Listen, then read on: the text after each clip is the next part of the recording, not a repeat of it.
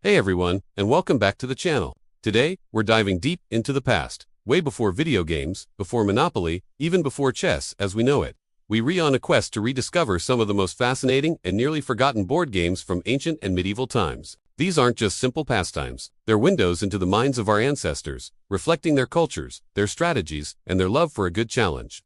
So, grab a seat, and let's travel back in time to explore the lost worlds of tabletop strategy.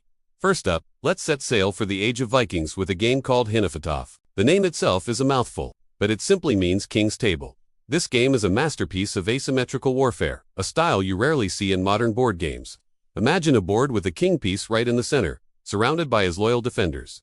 This central force is completely encircled by a larger, more numerous army of attackers. The objective is brilliantly simple, yet incredibly strategic. If you're playing as the king, your one and only goal is to escape. You need to get your king piece from the center of the board to one of the four corner squares. For the attacking player, the mission is to capture the king before he can make his getaway. There's no checkmate here. You capture the king by surrounding him on all four sides. Hnefatafl was wildly popular across Northern Europe for centuries, a true testament to Viking strategic thinking. It's a game of siege and escape, of sacrifice and daring moves. Playing it, you can almost feel the tension of a king trying to break through a closing net. Now, let's march back even further in time, to the height of the Roman Empire, with a game called Ludus Latrunculorum, or the game of Mercenaries. This was the Roman equivalent of a serious military strategy game. Roman writers like Ovid and Varro mention it, often describing it as a game of pure skill, with no dice and no luck involved. The fascinating, and slightly frustrating, part about Ludus Latrunculorum is that no complete set of rules has survived. Historians and game enthusiasts have been piecing it together for decades. Like archaeological detectives, based on fragmented descriptions in ancient texts and a few surviving game boards. What we do know is that it was played on a grid, often 8 by 12 or 10 by 11, with two sets of pieces, usually black and white. The goal was to trap and immobilize your opponent's pieces. A piece was captured when it was sandwiched between two of your opponent's pieces along a row or column. It's a game about forming lines, cutting off supply routes, and encircling your enemy. Classic Roman military tactics. But on a tabletop, reconstructed versions are available today, and they offer a challenging experience that forces you to think several moves ahead, just as a Roman general would on the battlefield. But let's go even further back, to the very cradle of civilization itself. Our next stop is ancient Sumeria, in Mesopotamia, around 4,600 years ago. Here we find one of the oldest board games ever discovered, the royal game of yore. This game is so old, it predates the pyramids of Giza.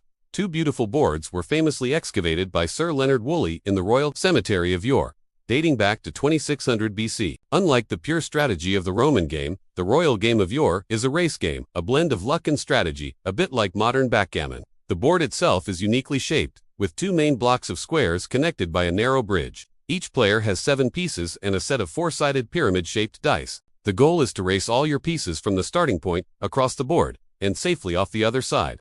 Landing on certain squares marked with a rosette gives you an extra turn, adding a layer of strategic depth. Do you play it safe, or do you take a risk to land on a rosette and speed ahead? What's truly amazing is that we can play this game today thanks to a Babylonian clay tablet from the 2nd century BC that contained the rules. It's a direct connection to people who lived and played thousands of years ago. From the Viking fjords to the Roman forums and the ziggurats of Sumeria, these games are more than just historical artifacts. They are living, breathing pieces of history. They teach us that the human desire for competition, strategy, and entertainment is a timeless constant. Playing Hnefatafl, you understand the Viking mindset of a desperate struggle. With Ludus Latrunculorum, you see the cold, calculated logic of the Roman legions. And with the royal game of yore, you feel the mix of fate and fortune that has captivated humanity for millennia. These games challenge our minds in ways that are both ancient and refreshingly new. So next time you're looking for a new game night challenge, why not look to the past? I encourage you to seek out some of these forgotten gems. You can find modern replicas and rule sets online, and they offer an incredibly rewarding experience. It's a chance to connect with history in a truly interactive way. Thank you so much for joining me on this journey through time. It's amazing to think about the countless hours people spent huddled over these boards, planning their next move. If you enjoyed this exploration of ancient games, please hit that like button. And consider subscribing for more deep dives into history and culture. Let me know in the comments if you've ever played any of these games, or if there are other forgotten games you'd like me to cover. Thanks for watching, and I'll see you in the next one.